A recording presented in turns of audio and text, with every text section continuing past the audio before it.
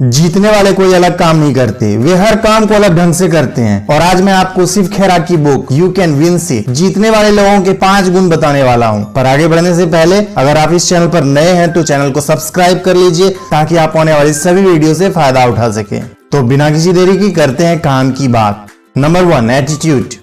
Harvard university में एक study के दौरान पता चला कि 85% लोगों को प्रमोशन उनके एटीट्यूड के कारण मिलता है। केवल 15% लोगों को प्रमोशन उनकी नॉलेज और इंटेलिजेंस के कारण मिलता है। आपके एटीट्यूड का आपकी जिंदगी में कितना बड़ा रोल है, यह समझने के लिए मैं आपको एक कहानी सुनाता हूँ। डेविड जब अपने भाई से मिलने गया तो उसे पता चला कि वहाँ पर एक राक्षस की दहशत है। डेविड ने कहा, आप लोग उस राक्षस से लड़ते क्यों नहीं है? उसके भाई ने कहा, वो राक्षस इतना बड़ा है कि उसे मारा नहीं जा सकता। डेविड ने जवाब देते हुए कहा कि आप सभी लोग गलत हैं। सच तो यह है कि वह राक्षस इतना बड़ा है कि उस पर लगाया गया एक भी निशाना चूक नहीं सकता। इसके बाद डेविड उस राक्षस से लड़ा और उसने एक गुलेल से उसे मार डाला। यहाँ से आप समझ ही गए होंगे कि आपका एटीट्यूड ही आपको जिंदगी में विनर बनाता है। अगर आप अपनी जिंदगी में मौजूद किसी भी समस्या से बाहर आना चाहते हैं तो उस समस्या के प्रति अपना एक पॉजिटिव एटीट्यूड बनाइए। Next, opportunity grabber.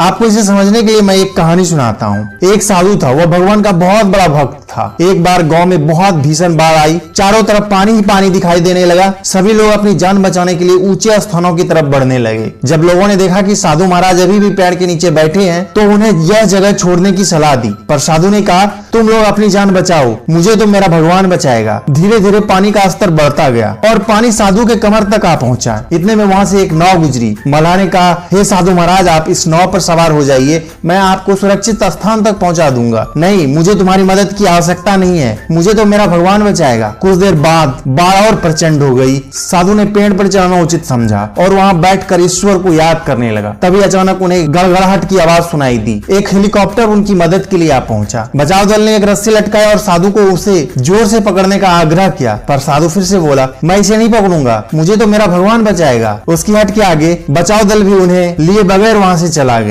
कुछ ही देर में पेड़ बाढ़ की धारा में बह गया और साधु की मृत्यु हो गई। मरने के बाद साधु महाराज स्वर्ग पहुंचे और भगवान से बोले, हे प्रभु, मैंने तुम्हारी पूरी लगन के साथ आराधना की, तपस्या की, पर जब मैं पानी में डूबकर मर रहा था तब तुम मुझे बचाने क्यों नहीं आए? भगवान बोले, मैं तुम्हारी रक्षा करने के लिए 1 नहीं 3 बार आया। पहला ग्रामीण के रूप में, दूसरा नाविक के रूप में, तीसरा बचाव दल के रूप में, किंतु तुम मेरे इन अवसरों को पहचान नहीं पाए। दोस्तों, इस जीवन में हमें ईश्वर कई अवसर देते हैं। इन अवसरों की प्रकृति कुछ ऐसी होती है कि वे किसी की प्रतीक्षा नहीं करते। वे एक दौड़ते हुए घोड़े के समान होते हैं जो हमारे सामने से तेजी से गुजरते हैं। यदि हम उन्हें पहचान कर उनका लाभ उठा लेते हैं तो वे हमें हमारी मंजिल तक पहुंचा देते हैं, अन्यथा हमें बाद में पछताना ही पड़ता है।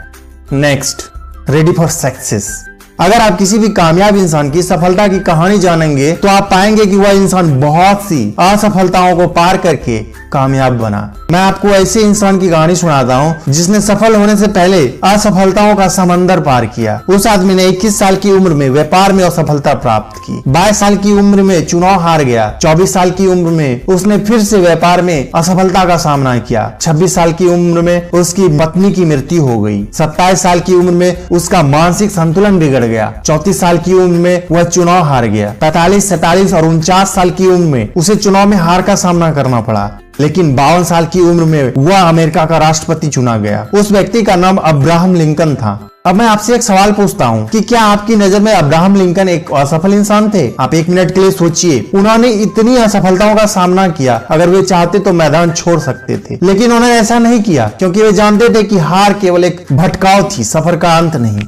आप अपने बारे में क्या सोचते हैं, यह बात आपकी जिंदगी में बहुत अधिक मायने रखती है। अगर आप सोचते हैं कि आप अपनी जिंदगी में कुछ नहीं कर सकते तो आप कभी भी कुछ बड़ा हासिल नहीं कर पाएंगे। वहीं दूसरी ओर अगर आप चाहते हैं कि आप अपनी जिंदगी में बहुत कुछ कर सकते हैं तो आप सच में बहुत कुछ कर जाएंगे। इसलिए आपका ध्यान हमेशा हाई सेल्फ स्टीम की तरफ होना चाहिए। सेल्फ स्टीम आपके काम करने की क्षमता को बढ़ा सकता है। आपको अच्छे तरीके से समझाने के लिए मैं आपको हाई सेल्फ स्टीम और लो सेल्फ स्टीम वाले लोगों में अंतर बता देता हूँ। हाई सेल्फ स्टीम वाले लोगों के पास बात करने के लिए क्रिएटिव आइडिया होते हैं। उन्हें दूसरों की फिक्र होती है। इनके पास हमेशा ही बात करने के लिए काम की बातें होती है और वे गिवर होते हैं। लो सेल्फ स्टीम वाले लोग आइडिया के बजाय लोगों की बातें करते हैं। ये दूसरों के बारे में कभी कुछ नहीं सोचते। ये अक्सर ही दूसरे लोगों से आर्ग्यू करते हैं। ये लोग गिवर नहीं, टेकर होते हैं। अब आप समझ ही गए होंगे कि आपके पास हाई सेल्फ स्टीम होना कितना जरूरी है।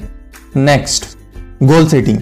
क्या आपने कभी सोचा है कि ज्यादातर लोग विनर क्यों नहीं बन पाते? असलियत में उन्हें पता ही नहीं होता कि उन्हें क्या चाहिए, यानी कि उनके पास कोई गोल नहीं होता। एक बार एक यात्री ने एक चौराहे पर आकर एक व्यक्ति से पूछा, यह रास्ता कहाँ जाता है? उस व्यक्ति ने पलटकर पूछा, तुम कहाँ जाना चाहते हो? उस यात्री ने कहा, मैं नहीं जानता। यह सुनकर वह व्यक्ति बोला, फिर तो कोई भी रास्ता पकड़ लो, क्या फर्क पड़ता है?